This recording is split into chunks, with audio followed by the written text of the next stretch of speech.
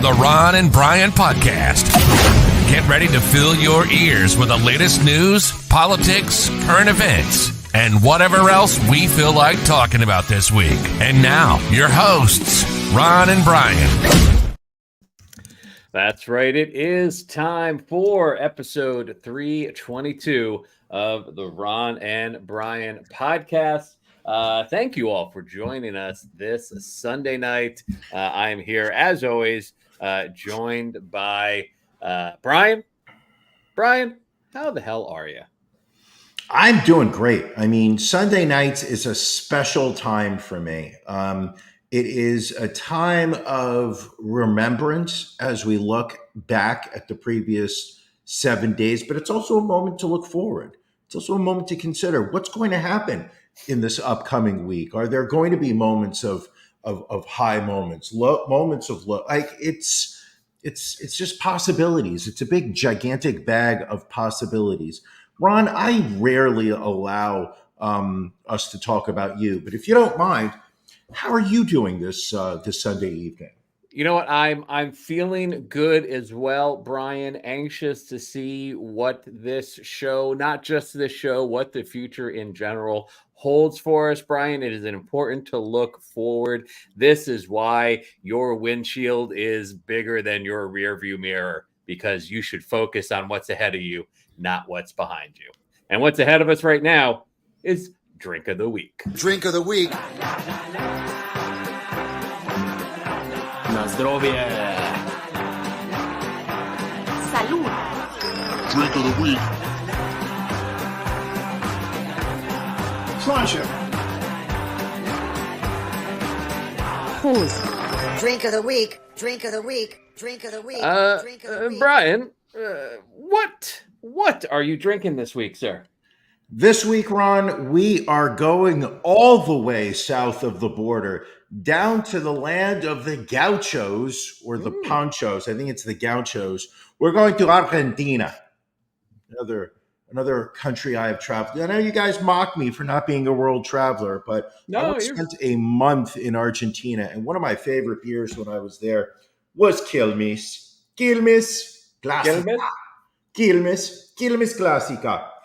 Ron, or as I like to call you, Ronaldo. Hold on, let me just look at that beautiful color. Look at that. You can see right through this. There is not even a hint. There's not a hint of haze.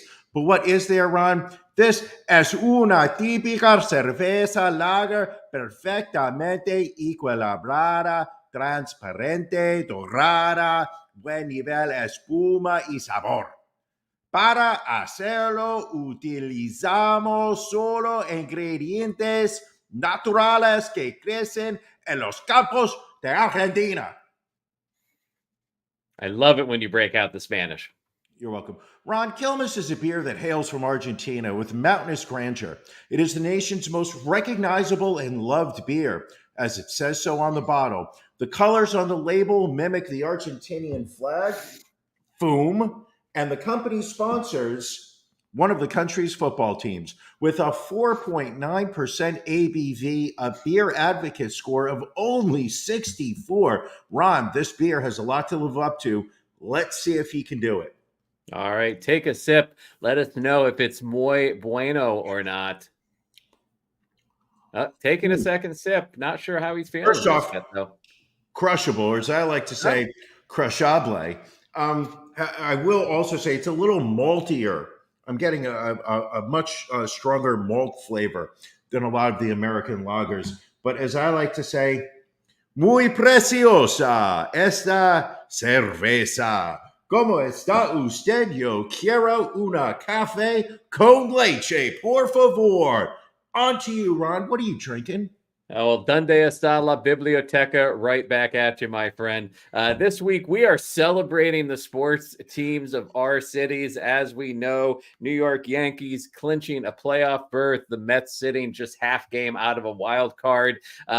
Jets, Giants, Eagles all winning. But I'm bringing a Philly beer to the stage. I don't know if I brought this one before. I brought one of the Yards Philly standard ones before. Don't think it was this one. This is the orange one. It's pretty basic. It is an ale. brewed with orange. It is 4.5%. Again, they refer to it as very crushable. It's clear, even more clear than yours, I might say. It's got a nice body to it. Well, mine looks like a healthy urine sample, while yours looks like your doctor would say you're dehydrated. But let's have a sip of Philly Standard Orange. As he takes a sip, the man's got an erection. It's good. It's got, again, what's my number one beef regarding beers that are flavored when you can't taste the flavoring? This is a very orange forward beer, finishing with a nice golden ale aftertaste. I give Philly Standard Orange 2 thumbs up. Interesting. Enjoy it. Enjoy that. It's so nice because you have had so many of late disappointing beverages from that that jalapeno tequila that you were drinking, that nonsense. But it was good. It was spicy, but good. You didn't seem to really appreciate it. But there were you've also had some other beers of late that you did not enjoy. So it's really, to me, it just makes me feel great to know that you're sitting over there just enjoying the daylights out of your beer, or as I like to call it, cerveza. It's the way you speak it like you were born there is what impresses me. Sure. Well, I mean, think about it. I've been to Argentina. I've been to Mexico. I've been to Barcelona in España. You're very well traveled. I can't deny that. Absolutely. And I only got raging diarrhea in one of those 3 countries. Oh. I'll let you predict and take a guess which one it was. All right. Well, in the meantime, while you're taking guesses out there, let's tee up our beef of the week.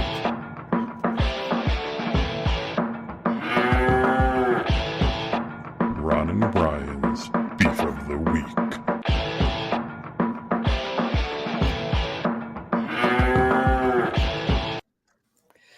Brian, what's bothering you this week? People that cannot read the room. People who do not understand how to be courteous to others. People who think that sitting on the floor is exactly what you should be doing. Earlier this week, I attended a comedy show with William Esquire. We went to Central Park's Summer Stage. Thanks for the invite. In Central Park. Ron, you were in Miami the day that it took place. But as you can see, it was a benefit show for Central Park Summer Stage, and just a jam-packed crowd was brought. Look at this, Bill. You got Ilana Glazer, Jason Sudeikis, Ted Lasso himself, Eugene Merman, Robbie Hoffman, which is just one of the better comedians of the night. Look her up. That's right. Gendering her, saying her. She referred to herself as a lesbian for most of her set. Very funny. Jim Norton closed it out. Zach Zucker, Shane Torres, and Carly Maruli. Now, you know me. I'm, over the age of 50. My knees don't work the way it used to be. So you can imagine my pure joy when I showed up and we walked through the gates, and this is what I saw. Well, it seems like people taking advantage of the space. It looks like, was this all kind of general admission lawn seats? These were general admission. They're not lawn seats. Okay, as you can see in the upper right, there were some balcony bleachers, if you want to call them. Those were different tickets that were sold higher price. Not looking to get raped on any more charges by Ticketmaster, so we went with general admission. It's the number of people that immediately showed up and just sat on the floor. Now, if I were at a concert, I would be standing. Why? Because I'm courteous to others, and I do not want to take up more of the space than just my body does. I was working out of late. I'm trying to take up less space than I already do. These sons of bitches brought fucking blankets. That's right. I don't care if we can't monetize this show. I'm using curse words. Ron, I'll apologize right now to you if YouTube says that we cannot monetize this one. And I'm telling you something. The number of people that look at this, that this dude over here on the right showed up with his little fucking red and white blanket. Look how much space he's taking up for just him, and I'm assuming somebody else showed up later on. Anyway, first off, Brian at 52 does not want to sit on the floor. It was uncomfortable standing up. So what happens is, so everybody sits down and the whole floor suddenly becomes have you ever gone to the movies on a Friday night when the movie's, just been released? And you're going to say this hasn't happened in a while. But there's always that dick who shows up at the at an 8 o'clock showing at 8:05 and then turns around and goes, "Excuse me, is anyone sitting there? Is somebody sitting in that seat?" And they're just distracting the previews. So as soon as the show starts, you got people walking through the crowd trying to figure out where they can sit. Some people, some are taking up way too much of their afforded space because they brought an oversized blanket. Then you see people getting mad because others are stepping on their blanket. Then, and this is truly the issue, was that they sold these general admission tickets based on a capacity where everybody was standing. So these entitled assholes with their blankets got to a point where people who had tickets were not being let in because they physically did not have the space to walk into. They had to stop the show in the middle of the show to announce to everyone, you have to stand up and let other people into the space so they can watch the show. And it was at that point that you saw people like, I don't want to stay. I like sitting on my blanket. I brought my blankie for me to sit on. I don't want anyone else on my blanket. So finally, they somewhat turn the lights on. And, here, as Billy even says, security even tried to get people to stand and they wouldn't. Outrageous. My beef of the week is this younger generation of people who think it's okay to bring a fucking blanket to a comedy show. I mean, good question from Janelle. What did the ticket say? Like, did the ticket say standing room only? It's a general admission, and it's like it is at Central Park Summer Stage. This isn't an open space where it will fit tens of thousands of people. You can see the size of this space. Maybe it's going to hold 1,000, maybe 1,250, but clearly, they didn't sell it with the idea that people are going to be taking up so much space. And a good point from Johanna, the fact people brought blankets leads her to believe they may have attended shows here where sitting was normal.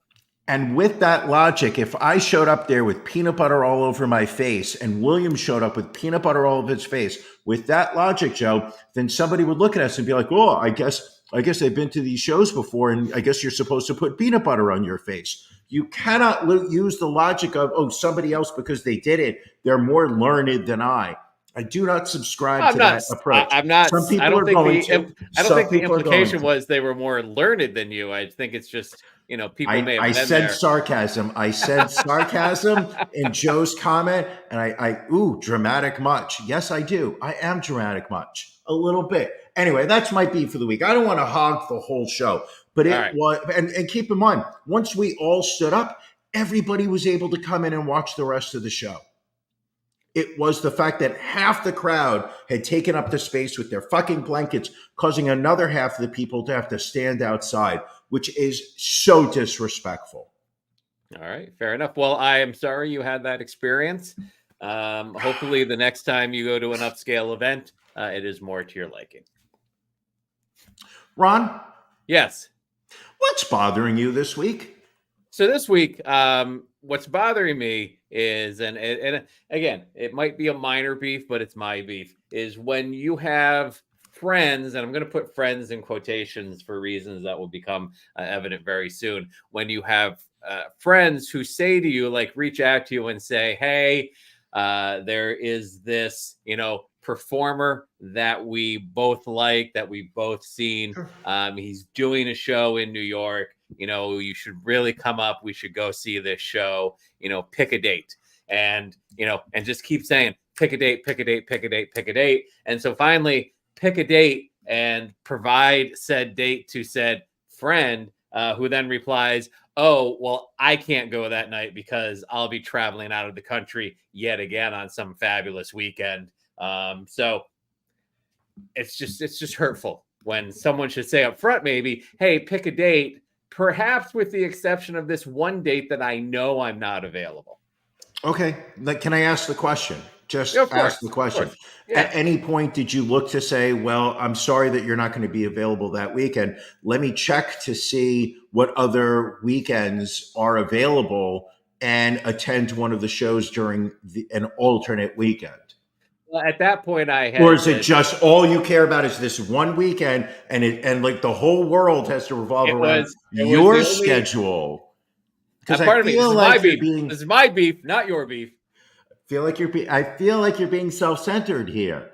I will say is the other dates we were not available on. This would have been the only available date. Had someone shared the appropriate information up front. What are you doing on the 4th, 5th? What are you doing on the 4th, 5th? It's not good for my lady. If you would like to address it with her, I'm sure she'd be happy to take up that conversation. Sure. Anyway, so minor beef, but a beef nonetheless. What else we got going here? We got a lot this show. So No. What? So are you going to finish the story on what you did after you found out that this supposed friend of yours is not available the weekend that you want to go to this event? I don't think that's. Don't think it's relevant to the story at hand. In the meantime, let's do NFL Locks of the Week.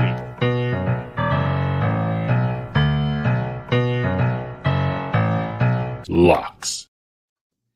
What I can say, my friend, is congratulations to you for yet another perfect weekend. You kind of reversed course. Earlier in the season, you said, screw these half-point bets. They will hurt you every single time. But in the meantime, you picked New Orleans plus 3.5, nailing it almost to the point. Eagles with the late win, 15-12. You get the victory there. You saw New York Giants on the road going into Cleveland, plus 6.5. You're like, you know what? I feel this is the breakout game for Danny Dimes. And sure enough, Giants win 21-15. How do you do it, Brian? I mean, those were ballsy calls, both of them. Honestly, Ron, I look at the lines, I look at the standings, I look at the injured reserve list, and I ask myself the question of what would Ron do? And the answer each week over the past 4 years that we've been doing our NFL Locks of the Week is Ron would go 2-0, because that's exactly what you did, my friend. You saw the Raiders laying 4.5 over the Panthers, and you said, oh, it is Carolina's time to shine. Panthers win 36-22, getting 4.5 points. You love the underdogs this week. You knew this was going to be their week. Vikings getting 3.5 over the Texans. Last week you said, I don't even want the 3.5 points. I will go Vikings money line. Vikings win resoundingly 34-7. You are now 6-0 for the season. Ron, how do you do it? You know what? You cause me to have to elevate my game each and every week to do the work. And the work is so, so important, people. And that's what we're doing. We're doing the work again this week. Brian, who do you like next weekend, week 4, NFL Locks of the Week? Week 4, I was watching the Giants today. They were able to take out the Cleveland Browns, but they will not be able to take the Dallas of the Cowboys. Cowboys are laying 6.5. I think this is an easy Thursday night game. Giants do not know how to perform on the national stage. Put your money onto Dallas. Also, Texans -5 over the Jaguars. We all know Jacksonville will not deliver. We go Texans -5. Ron, who do you like this coming week? All right. I love Arizona at home -4.5 versus the Washington Commanders and Kansas City Chiefs. Listen, the NFL scripting department doesn't have them losing until week 9. So I love them -4 at the LA Chargers. And those folks are your locks of the week. Bet with your head, not over it. speaking of our weekly bits, we always have our stories of the week that we'd love to make sure get covered so we don't miss anything spicy, saucy, salacious, what other S words you want to come up with. So, Brian, Sausalito, Summer Stage. What's your story this week that you wanted to make sure we got to? Ron, do we have a photo of Leslie Bollet? I believe to be confused so. With Terry Bollet. Terry Bollet. Oh, there we have. That man is a sheriff's deputy in the great town of Marion County in Florida. You're going to sit there and be like, hey, isn't it a little early before we start trashing Florida? No, people, it is 20 minutes into the show. We have not trashed Florida, and now is the time to do it. Ladies and gentlemen, you are looking at a photo of Marion County Sheriff's deputy, Leslie Bollet, who admitted to police officers that he had been drinking recently while he was showing his girlfriend, Paulina Wright, who was 25, how to clean an AR-style rifle. When the gun suddenly discharged a loaded round into her forehead. The Florida Sheriff's deputy killed his girlfriend while he was allegedly showing her how to clean the gun. The gun-toting sheriff. I love the New York Post the way they write the gun-toting sheriff. Like, aren't all sheriffs supposed to be armed at all times, or at least while they're working? The gun-toting sheriff told police his deceased beau had asked him how to clean a gun just before showing her how to disassemble, and clean the rifle, as well as a 9mm handgun. The two then pointed the guns at each other. The pair had just returned home from dinner where they each had 3 margaritas. That's when his girlfriend inquired on his gun cleaning ritual. On the second dry fire attempt, Bollet had forgotten that he placed the loaded magazine into the rifle, which shot 1 live round into the direction of his girlfriend, ultimately killing her. The article does say that he has been arrested, charged with murder, adding a search of his home found physical evidence that corroborated his account of the incident. People, if you are going to come home drunk, maybe, just saying maybe, that's right, Janelle, the couple was fighting. They were fighting over who can clean the gun better. Unfortunately, Paulina did not make it. Ladies and gentlemen, please just be careful when handling firearms. Always make sure that if you are not in a live fire range, do not carry loaded handguns. Wait, you said three margaritas, you said? Yes. Maybe maybe they were doing, that TikTok song that was so popular a few months ago, like, give me 1 margarita, I'm going to open my legs. Give me 2 Give him 2 margaritas. I'm going to shoot you in the head. Like, yeah, something like that. No? Really? Does everything just somehow fall down to the crumbles of TikTok in your mind? I mean, for the most part, yes. Okay. Ron, what's your story of the week?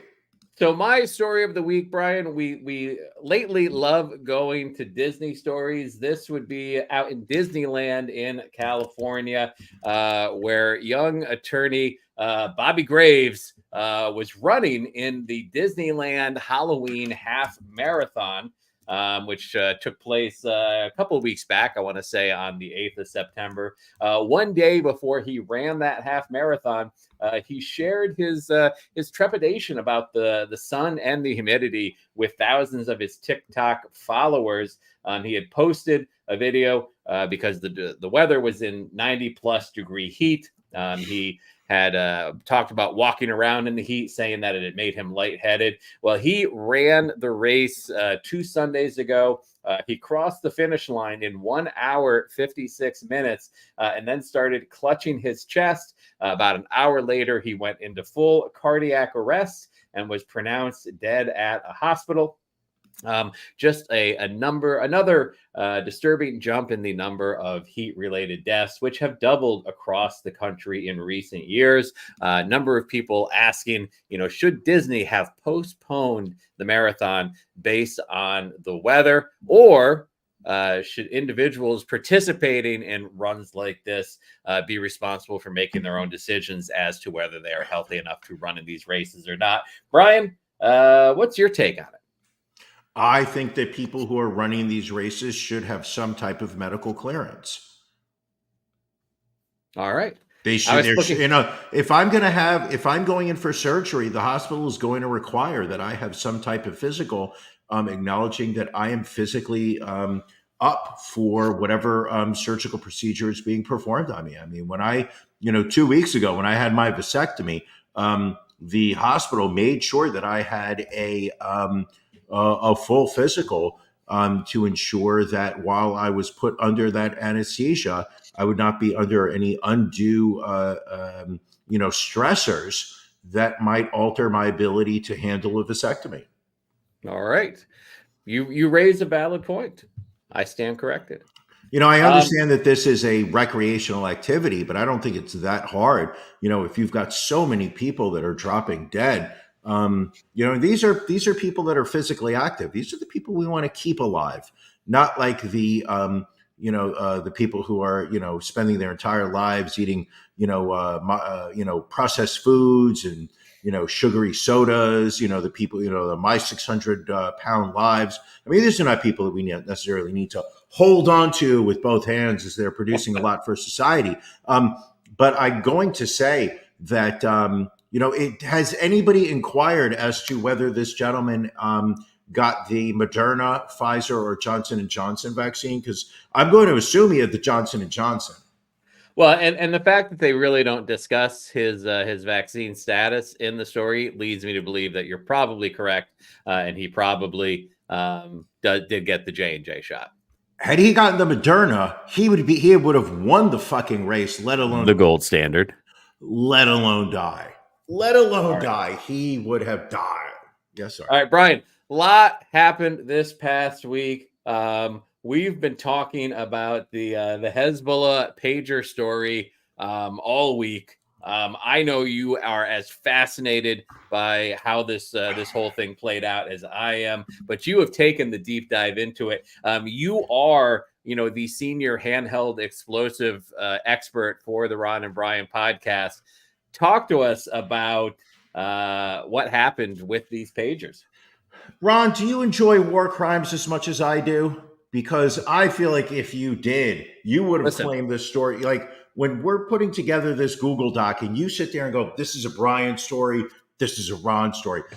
Whenever there's a war crime story, you always seem to slide it under my column.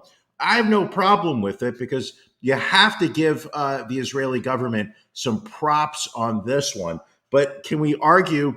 I don't believe we can, whether this is a war crime, because this is indiscriminate devastation. Listen, apparently, I would not be a true American if I did not support war crimes just a little bit. Of course, just a little bit, right? I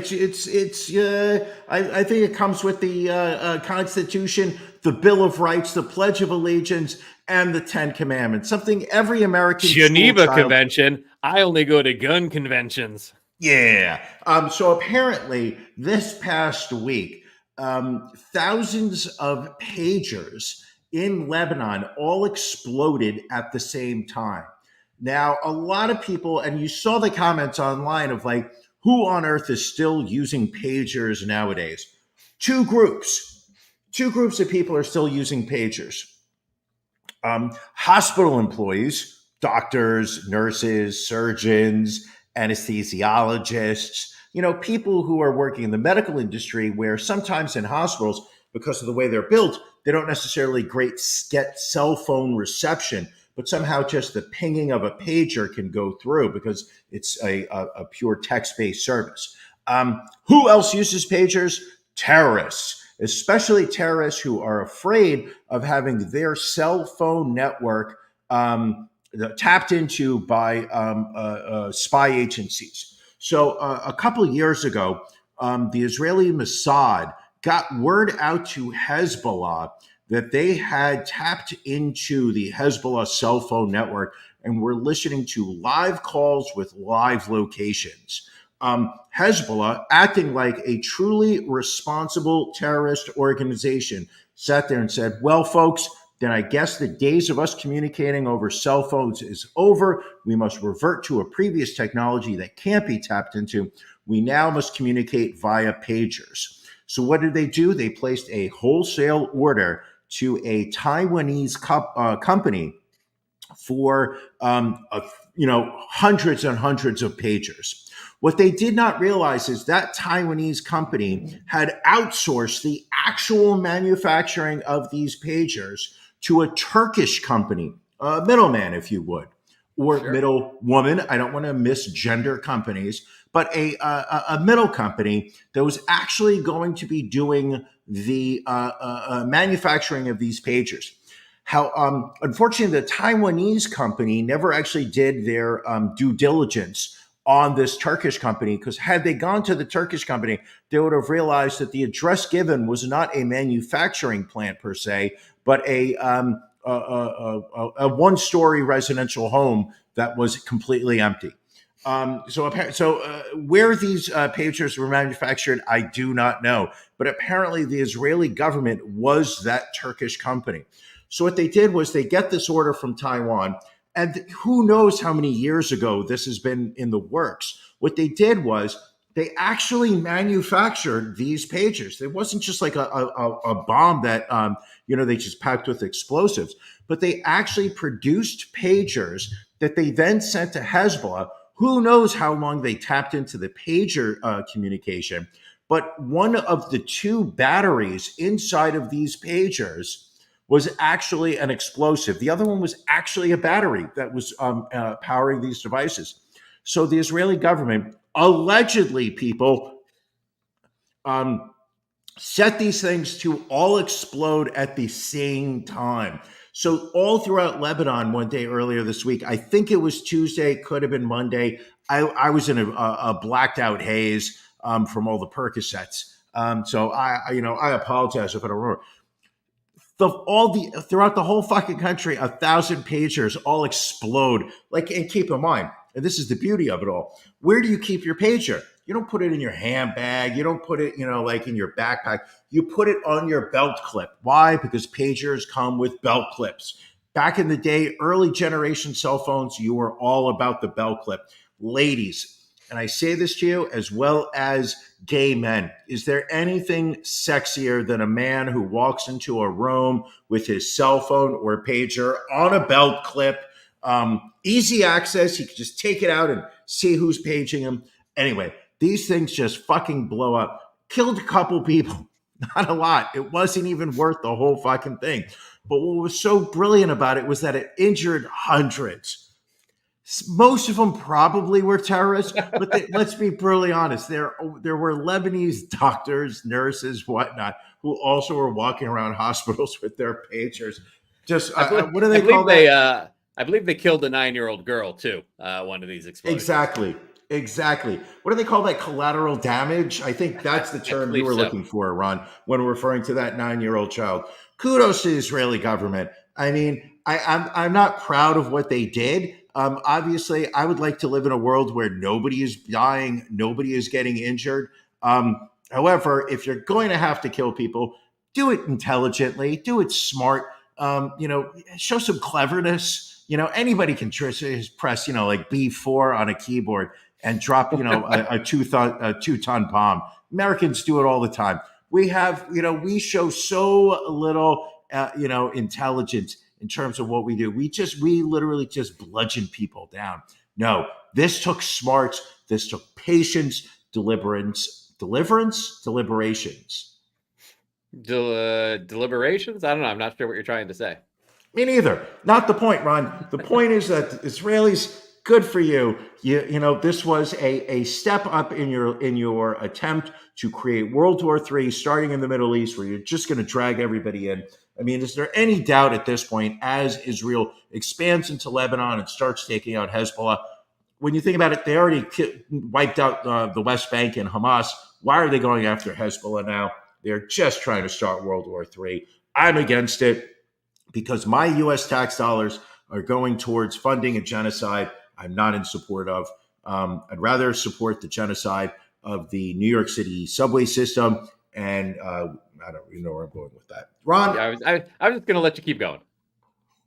I think it was as amazing a story as you said, where, it was very much a long game that they had been planning this for years, which, is interesting because this would have started long before, the October 6th attacks. So, they've been looking to indiscriminately kill Hezbollah and whoever is around them for 2 years now. So to your point, smells a little bit like a war crime. Will probably never be prosecuted. Oh, no, it'll never be prosecuted. It's absolutely a war crime because the idea is just the fact of once you issued these pagers, you have no idea where they are. Who have they been given to? Were they handed to a Hezbollah terrorist? Were they handed to a 9-year-old?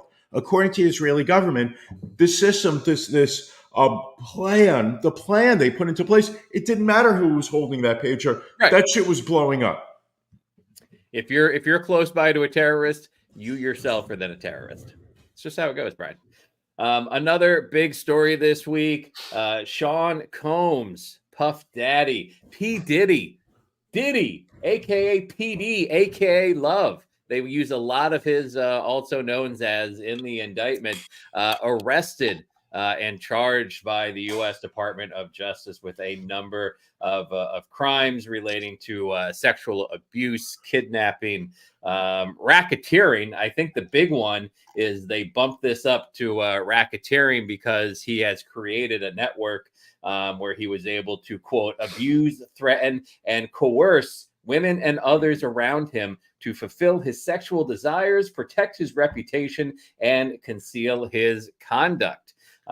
Shockingly, denied bail. Normally, wealthy celebrities are able to be bailed out. Not happening this time. Let's put our cards on the table here.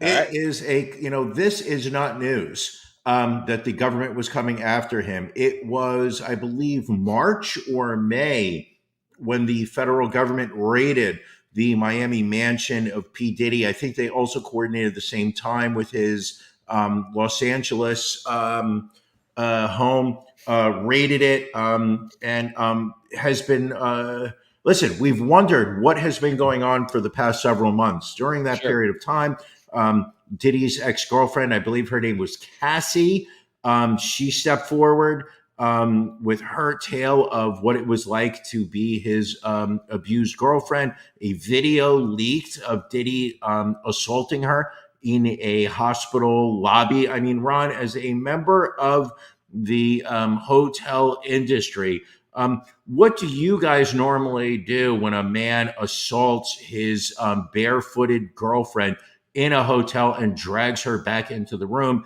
after swinging at her and kicking her?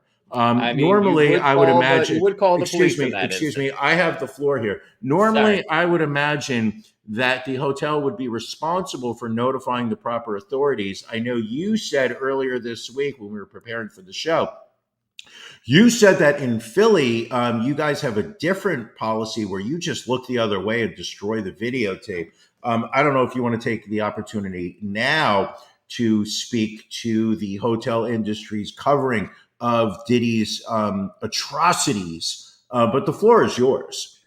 I would just say I think maybe you misinterpreted my words, but yes, it would be the responsibility of the hotel to call the proper authorities. As an industry, there has been a number of trainings that are out there by all the major brands to recognize human trafficking and to assist in stopping it.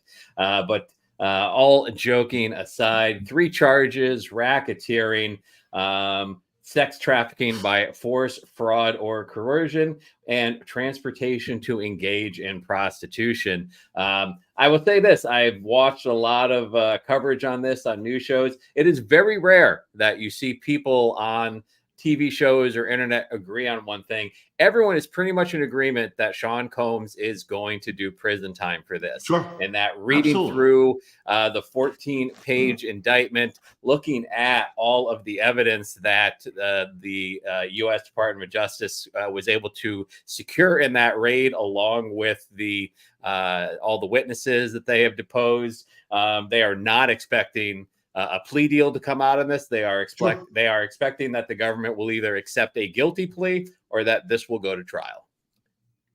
I mean, it just feels like there's such a preponderance of evidence against him, which leads you to wonder, why did it take so long for them to file these charges? Why was a man who was capable of basically sexual slavery and sexual blackmail, why was he allowed by the federal government to be on the streets for so long, potentially able to, continue these crimes?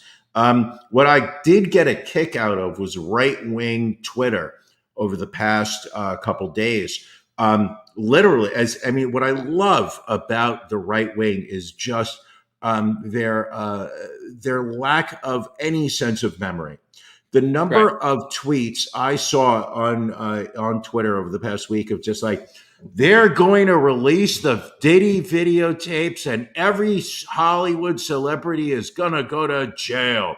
Lock them up. When the Diddy videos leak, heads will roll. And I'm like, no, Diddy's videos are not going to leak. Did we learn nothing during Jeffrey Epstein? I mean, the government documents in the Epstein case are well established. The hundreds of videotapes that were collected, I guess, by the federal government, seized by the federal government. Not one has leaked. They have not aired in any way a list of people who are involved in sexual acts that were videotaped by Epstein. All that we've gotten out is allegedly, and I don't even believe it, is allegedly the list of people that were on Diddy's plane while going to Diddy's island. And that doesn't speak to any guilt of having sex with a minor. Diddy's tapes are never going to leak. We're never going to watch Jennifer Lopez having sex with a German Shepherd while Usher bangs Justin Bieber, from behind. Allegedly. Let's just throw allegedly. Oh, yeah. No, oh, my God. So you don't get sued. I just realized I'm bleeding over here. Sidebar. But no, that's a legend. But those videotapes are never coming out. It's not for public consumption. It's for pubic consumption, but not my public consumption. Sorry, Ron, had to do it. Low-hanging fruit. I am completely weak when it comes to low-hanging fruit.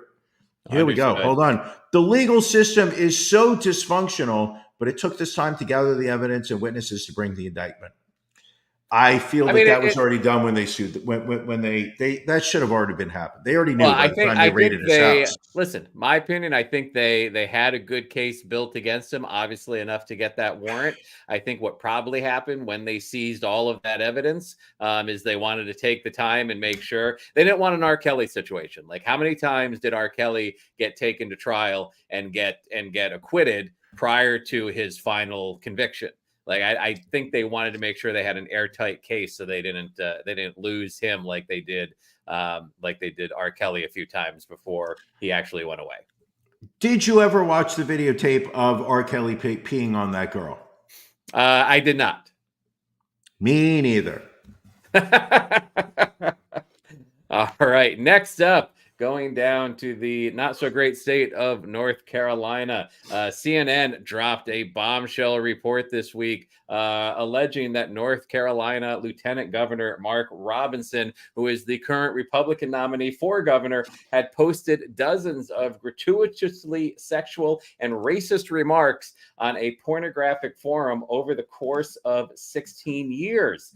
Robinson apparently shared his creepy thoughts on the message board of porn site Nude Africa from 2008 to 2012.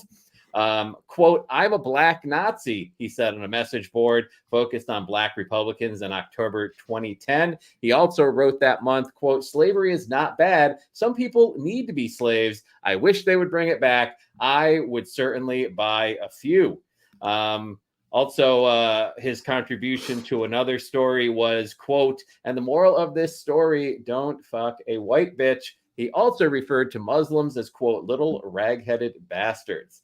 So, kind of creepy. He also admitted to peeping on women showering in a public gym when he was 14 years old.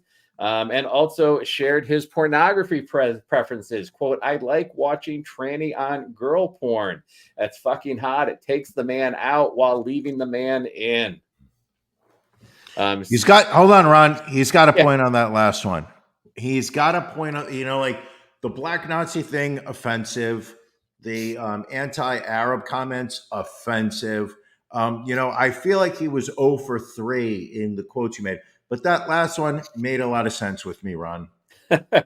Apparently, they were able to find these comments by tracing email addresses known to be his. One of his email addresses was registered on the Ashley Madison website, where married people can seek people looking for affairs.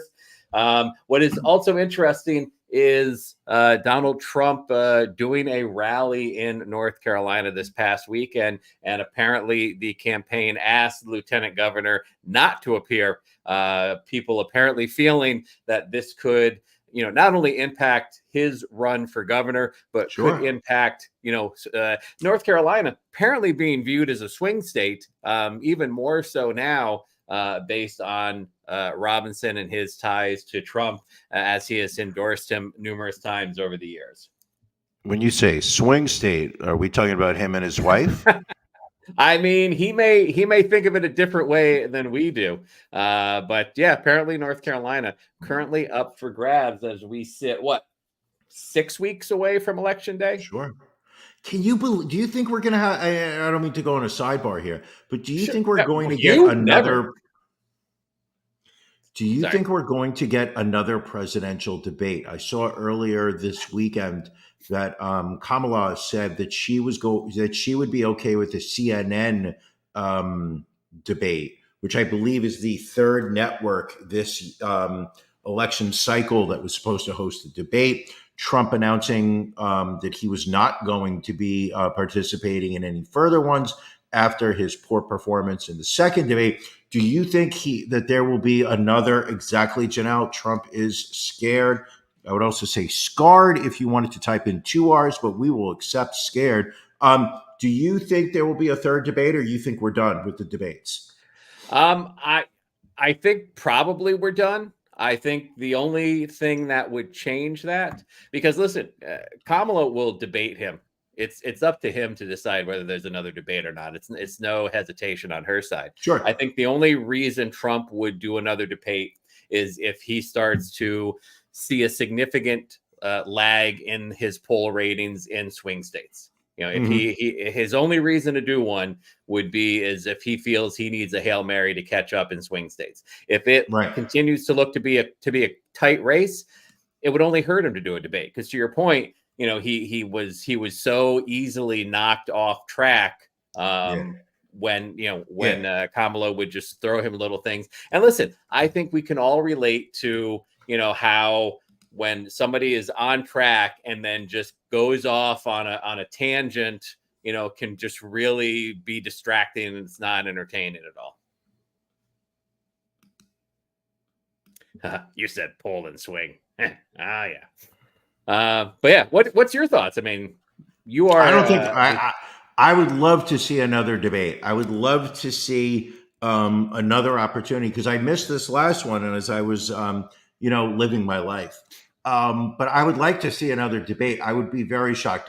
From what the clips I saw was, Trump just was classic Trump in a corner, not able to really set the pace of it, set the tone for it. Was really just playing defense the entire time. And I don't think the very fact that he ran into the spin room to try to spin himself.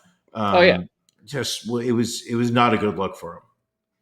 I mean, have you ever, in all your years of following politics, seen a candidate after a debate on any level, go to represent themselves in the spin room? Probably not. I will also admit I don't pay that close of attention as to whether something like that's happening. What I do know is that he just, it seemed universal. He did not do a very good job. Going down to Kentucky, a rural Kentucky County sheriff shot and killed a judge in his courthouse chambers following an argument on Thursday. Letcher County Sheriff Sean Steins has been charged with murder after allegedly gunning down District Judge Kevin Mullins following a dispute inside the courthouse in Whitesville, Kentucky, state police said. Mullins, who apparently only has the only worse headshot than I used to, has sparked the argument. Allegedly, again, this is allegedly, Sheriff Steins confronted the judge over a potential inappropriate relationship with Steins' underage daughter. See, I heard that the bailiff, what do you call this guy on the left? Sheriff? The bailiff, sheriff. That the sheriff was having sex with women in the judge's chamber, and that the judge was threatening to disclose this fact. First off, I mean, the guy on the right, okay, he's dead. So we don't want to speak ill of the dead. But first off, the guy looks like he would attend the Shane Gillis comedy show tomorrow. Okay. Looks like he would be in a Shane Gillis comedy special right now if he could.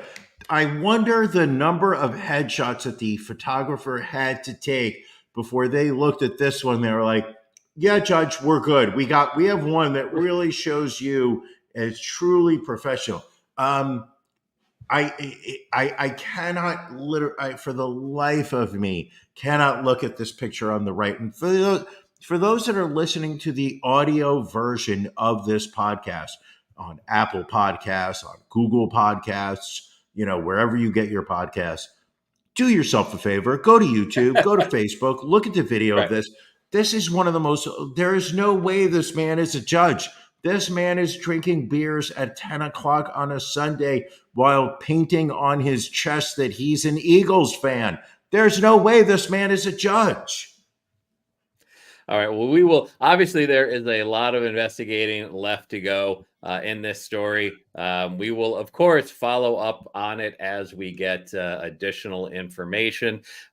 Staying down in the South in Georgia, many people had started to question after the repeal of Roe v. Wade and the states passing extreme strict abortion laws when women were going to die from preventable causes due to this.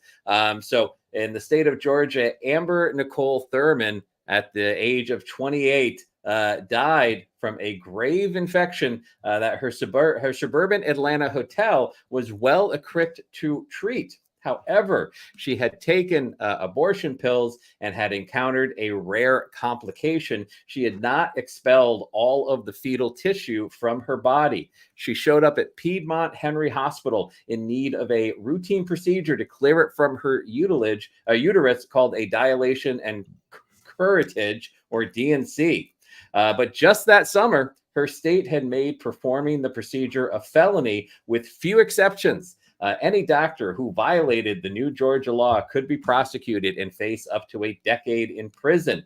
She waited in pain in a hospital bed as doctors monitored her infection spreading, her blood pressure sinking, and her organs beginning to fail. It took 20 hours for doctors to finally operate, but by then it was too late. She had passed away. ProPublica following this story and saying she is the second person to die in Georgia because of these new abortion laws. Standing with her in this photo, her 6-year-old son, who now will grow up without a mother, thanks to these laws. A very sad story, to say the least. Very, very. And this is why you have to vote Democrat. I mean, no offense. I don't care what you think about Kamala. I don't care what you think about, the border situation, immigrate, whatever. American women are dying.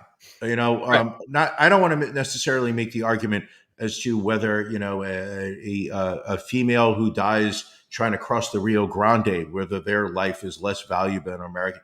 But these bullshit right wing nut job laws that are preventing medical care, and I'm not talking about abortions necessarily, but the Right. very fact that these Republicans are so gung ho to just rob women of viable health care under the guise that they love babies, that they're willing to let grown American women die. It's unconscionable. And I just feel that, just based on that, anyone who goes to vote for Donald Trump in the ballots in November has to look themselves in the mirror beforehand and say, I don't care how many American women are going to die because I am placing this vote. You may sit there and say, oh, I hate what's going on the border. Oh, I hate what's going on with, inflation. Where's my 401k? I hate my stock.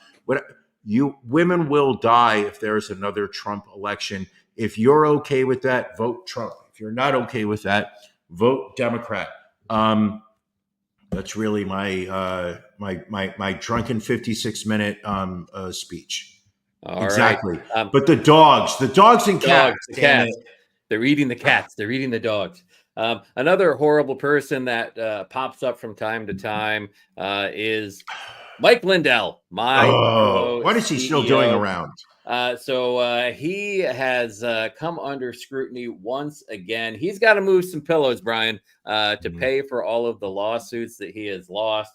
And so he apparently put out a special price saying sleep like a dream with our standard My Pillow for just $14.88.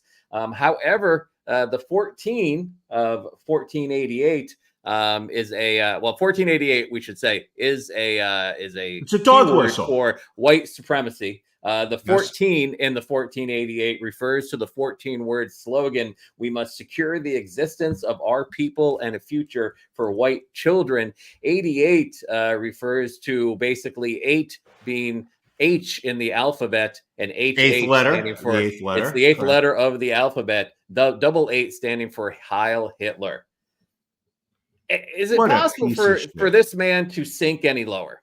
Well, the thing is, he probably is going to sit there and be like, oh, we've got deniability. We can just say, hey, we gave a 27.5% sale discount on the price of these high quality American made pillows. But I mean, let's be brutally honest. The man himself probably did not set the price. He probably has a marketing department that put this in front of him. He's probably so stupid and just out of touch. I don't think he's making up the 1488 number. Do I think he should die? Absolutely. And probably everybody working for My Pillow at this point. Of course, the internet chiming in with multiple comments like we must secure the existence of our people and a future for white pillows. I guess you need pillows to go with those white sheets, and you'll not see pillow prices this low again. It's cute. We're very unserious. We're unserious as a society, Brian. Very unserious. Okay.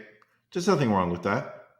What else do we have? I have that local Facebook page thing, but I almost want to save it for next week. Why? You'll have something else. We are timely. We do not save shit for the following week. If it's not meant to be, it's not meant to be. The next 7 days will grace us with more content.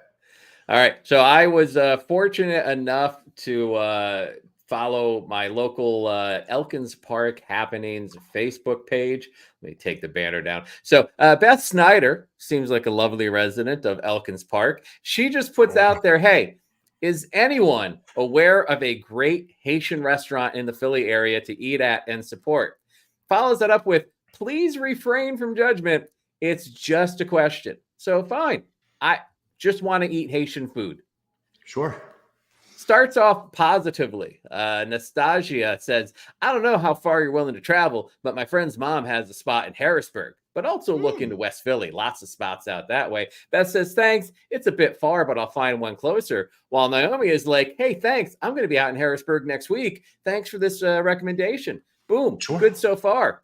Love it. Rebecca saying, Joyous and Lakay, both on Rising Sun. Aisha saying Gao on Old 2nd Street in Philly, which Gao, apparently we need to check out. Many people saying great food there.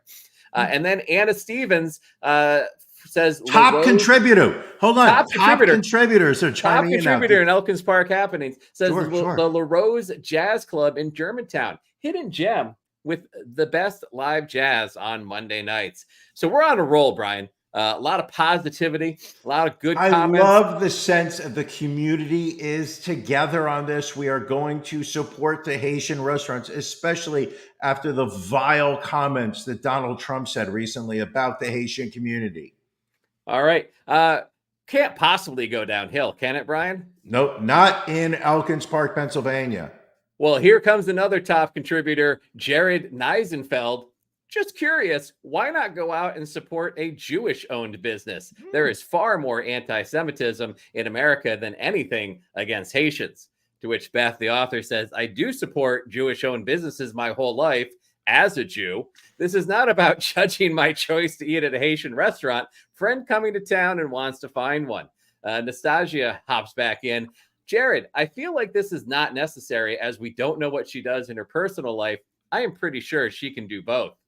Right. Thomas saying to Jared, supporting Haitians doesn't mean not supporting Jewish businesses too.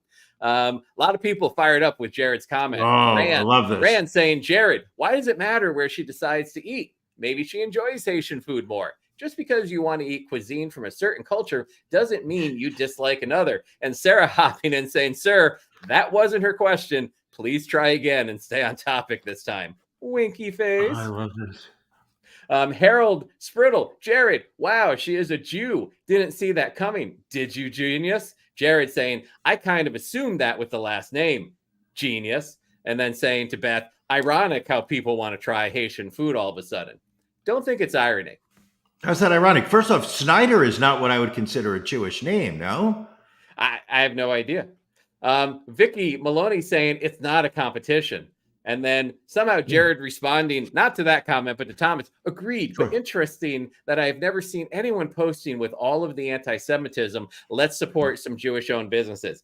Now, let me just hop in and say here, Elkins Park has a large Jewish population. Sure. Every other post in Elkins Park Happenings is something relating to, events at the local synagogue, events, for the Jewish people. So Ron, there's definitely not a lack of representation. Ron, you anti-Semite. Are you really going to say that every other post is about Jews? Because now you're setting the bar that every other post, 50% of all posts in this group is about Jews. And if it's not, then I will hold you accountable that you are exaggerating. Apparently, Vicky's one of Allie's mom's oldest friends. Very cool. Vicky, very woke, I think. Bill Fogg hopping in. I support any Jewish establishment. They gone through enough. Well they said. Gone through enough? They gone through enough. They gone through enough. Let's see here. Kyle saying what we all probably feel around this time. Jared, wow, I can't believe I just read this foolishness. Jared, doubling down. Nothing foolish about it. I have seen people asking about Black-owned businesses to support, Asian, now Haitian. However, by far, anti-Semitism has skyrocketed, yet I have never seen anyone post where we can go to support Jewish-owned businesses. Andrew Rackow with one of my favorite comments in this thread. Jared, did you just all businesses matter? Oh my God, that is so amazing. Because clearly, no, Jared didn't come in with all business matter. He came in with all Jewish businesses matter. He doesn't care about everything else. He just cares that there's not enough attention being paid to the Jews. Yeah. Kirsten said to Jared, whataboutism at its finest? Manuel de Oca, another top contributor. Jared, oh, of course. Why do we even bother with breast cancer awareness in October? I mean, clearly every other cancer deserves the spotlight too, right? So let's just cancel the whole thing because, focusing on one type of cancer for a single month is obviously way too much to handle. Well done. Ben, another one. Jared, not so much ironic as the symptom of a particularly hate-filled campaign by a political party right now. Why wouldn't we want to support these businesses, particularly when we know so clearly what hate looks and feels like? Megan saying to Jared, just because you haven't seen it personally doesn't mean it hasn't happened, especially in this group. Your initial question didn't come from a good place, and there's more than enough other adults commenting back to you, calling you out on it. Aren't the Eagles about to come on? Not sure why that's relevant. Hey, why? Because she's exposing what truly matters to Philly people. Yeah. Yolanda saying to Jared, because she asked for Haitian, it's her business. And if you did not have a suggestion, you could have just scrolled on. Yolanda is correct. Mind your business. Jackie, Jared, why not both? And while we're at it, maybe a Ukrainian restaurant in Somerton. We don't have to live in a bubble. And then where'd the rest go? There was one more from Jared where he doubles down. He's still arguing this point. He's still arguing this point. I did go onto his Facebook page, pull his profile picture. He and I'm assuming his family, I believe, is that in front of the Wailing Wall? I'm not good with geography, but I feel like that's the Wailing Wall in Jerusalem they're in front of. I would say that it's presumptuous of you to assume that's the Wailing Wall. It could be any other type of wall. This photo could be from Elkins Park. Why does it have to be in Israel? I'm going to say that going from left to right, ugly, seems like a nice lady, beautiful child, seems like a nice person, seems like a nice young lady. Seems like an intelligent young lady, piece of shit. That's simply, listen, only purely based on appearance. Jared tea leaves. Guy on the right in the white shirt. So I assume that was Jared, because somehow Jared felt like, oh, I'm cool. I'm in the desert. I'm going to make my fucking sons wear the fucking black jacket while I'm in the middle of the fucking desert. But I'm going to show the ladies how cool I can be in my white shirt folded up at the elbows, because I'm hip. And I'm cool. I guess my question, and again, I don't. Oh yeah, the wife does look like Sarah Huckabee Sanders. Wow, yeah, nailed that. She does. Yes, nailed it, Chanel. And again, I belong to a very privileged group, white males that I haven't really been persecuted. I don't really have a religion, but most people think I'm Catholic. Well, technically, you are German, so you're actually the group that did the persecuting. But I guess my question is, and I'll ask it to you, Brian, since you are of you're of Jewish heritage. I find it surprising when someone that belongs to a group that has been marginalized, has been persecuted, has been discriminated against, has such anger towards another group experiencing the same thing, and people are trying to support that other group. Why does that evoke such anger? Do not ask me to see the world from the eyes of a Zionist right now, Ron. All right. Because I don't. I actually feel that as somebody who is from a group that has faced historical persecution, that I think that it is an obligation by certain communities to sit there and identify with the plight of other persecuted groups, and not sit there and suddenly take the position of the powerful versus the powerless. It is the very fact that the Jewish community has had so much aversion from the rest of the world, that to me, it's a moral obligation that they have at this point to support those who are now starting their way on that path within this country, not to sit there and pat themselves on the back, to sit there and say, you know what? let's shit on all these other smaller communities because we've got more power. That to me is the very definition of hypocrisy. And I'm seeing way too much of it in America as we speak. Well said. By the way, Billy with an amazing Game of Thrones reference. Ron, if you had watched Game of Thrones, you would appreciate this reference. That the guy on the right looks like he should be yelling Hodor. God 100%. Damn it! As somebody who is rewatching Game of Thrones, Billy, that might be the comment of the episode. That's genius. Hodor. And also, good point from Ali. Jewish people make up 2.4% of the U.S. population, but are the targets of about 60% of hate crimes linked to religion. And again, this is not to say we should not support the Jewish community, but according to the Jews, that is a statistic. But I will say, in Elkins Park, ton of support going out to them. I love my Jewish friends and neighbors here in Elkins Park. You lying sack of shit, because you sat there, and when I said to you, oh, you're putting in a pool, I'm sure you're going to open it up for the rest of the neighborhood. You sat there and said, there's no way I'm going to let any Jew kid jump into my pool.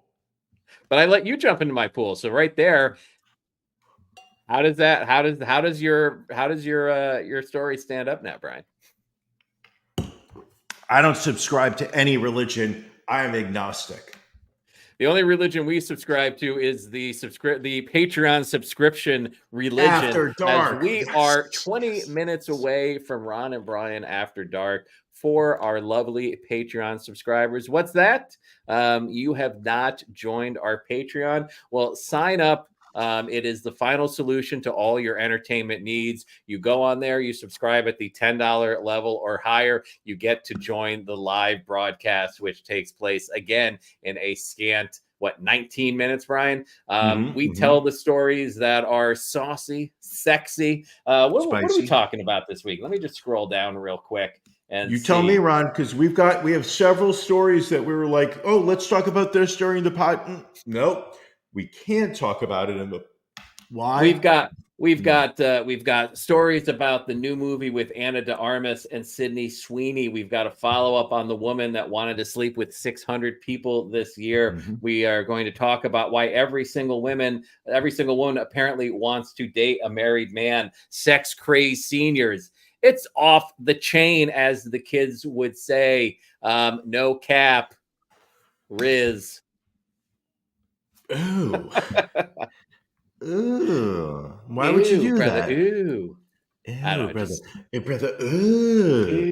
Ooh. Why do I feel like I do the very well? You do it quite well. Right. I wish I did. A fantastic episode. I know we typically pat ourselves on the back at the end of these shows, but I think this one is well deserved. A great episode. We thank you all for joining us. We look forward to our Patreon subscribers joining us shortly for After Dark. Brian, anything else before we shut it down for the week? This was a great episode. I mean, anytime it is that we're at the 72-minute mark and we could clearly keep going, that's when you know we had a great episode. I want to thank everybody in the comments, all those people watching live, joining us. Genuinely appreciate that you sacrifice part of your Sunday evening with us, that you join and spend it with Ron and myself. Those who are listening afterwards, not live, podcast or watching it on YouTube or Facebook, genuinely appreciate it. Also, people, if you're not doing it right now, follow us on YouTube, leave a comment, subscribe, Apple, whatever. If you are not following us in all the different modes of where you can support this show, whether it's Apple Podcasts or the Google Podcast Store, whatever, YouTube, Facebook, follow, do what you can to support the show. Absolutely, William. Subscribe, do the work. Let your friends know. The work is so important. Absolutely. But spread the word, let people know that we're doing this. And also just support us. Those who are, Patreon subscribers, I love you guys. I truly appreciate it. And I hope to think you guys are getting value for your money. But to help Ron and I offset some of the costs that we incur on a regular basis to keep this show free for the masses, it feels, that we've got people in our camp looking out to the world to say, you know what, we care. We care to make sure that you get this for free. For as little as $5 a month, you can support the show. $10, $25, $50 a month. I mean, the level of swag you get at each level increases. The value. I mean, at the end of the day, Ron, it's about the value. We won't accept a $14.88 donation. That's not us. Round it up. Throw us at $15 a month. Damn right. All right. Well said, Brian. Couldn't have put it any better. Thanks to all for joining us. We will catch you all again next week. Thank you for joining us on the Ron and Brian podcast. We're live each week on YouTube, Facebook, and Twitch. You can find prior episodes, links to our social media, and everything else Ron and Brian at ronandbrianpodcast.com. See you again